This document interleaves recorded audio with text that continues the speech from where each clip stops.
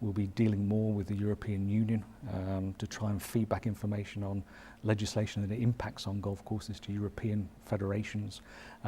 We'll be developing our website to try and develop tools which are of real value to help golf clubs manage their business more efficiently and more sustainably. So we've got a lot on over the next 12 months. It's a matter of survive in the future.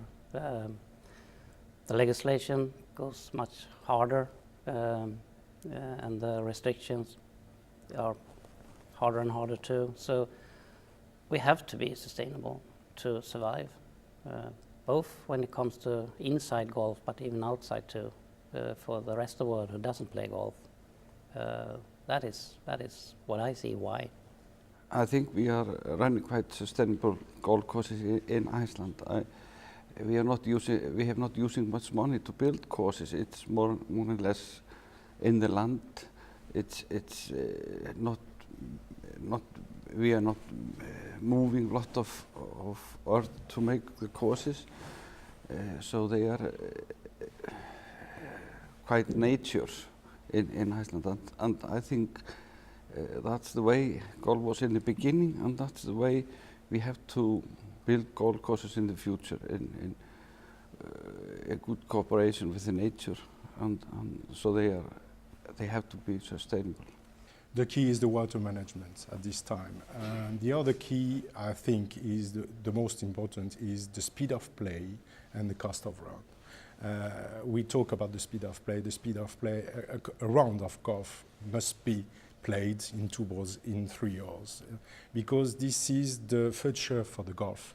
If we takes longer time to play golf, we won't develop golfers, more golfers, because it's the people don't have so much time to play a golf to allow to a sport. So these 2 important manner, which is the water management, because in France this will become the most important thing to develop more amenities. I think we suffer almost the opposite effect than some other countries. I mean, we get a lot of rain in Scotland, whereas other countries have a drought issue. So we try and work out which clubs have tackled some of these issues in the best ways to try and share that as best practice across the rest of the clubs. We've also, as a body, the Scottish Golf Union set up a subsidiary company, the Scottish Golf Environment Group, which looks after giving free advice, free guidance to every one of our affiliated clubs on the sustainable environmental management of the golf course and how to create the best environments for introducing new species of flora and fauna back into golf courses and not maintaining them wall to wall as has been done in previous years.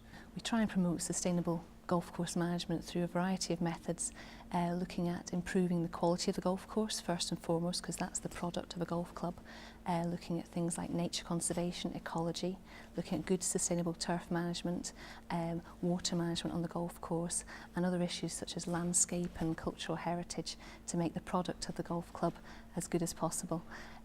We also look at other issues such as water efficiency, energy efficiency, waste management to help clubs make sure they stick within legal guidelines and also reduce their operating costs as well. A few years ago, in 2005, we started our environmental program, Golf and Natur, and at the moment we have 116 participants of 708 golf courses. And we make the golf courses work on different topics. That means on improving landscape and as well as the usage of fertilizer and pesticide and water, but as well on educating greenkeeping staff better and giving them more responsibility towards quality of the golf course, but improving environmental quality as well. Golf courses take up a lot of land space, and with the growing global population, the demand for land space is going to increase, as is the demand for water.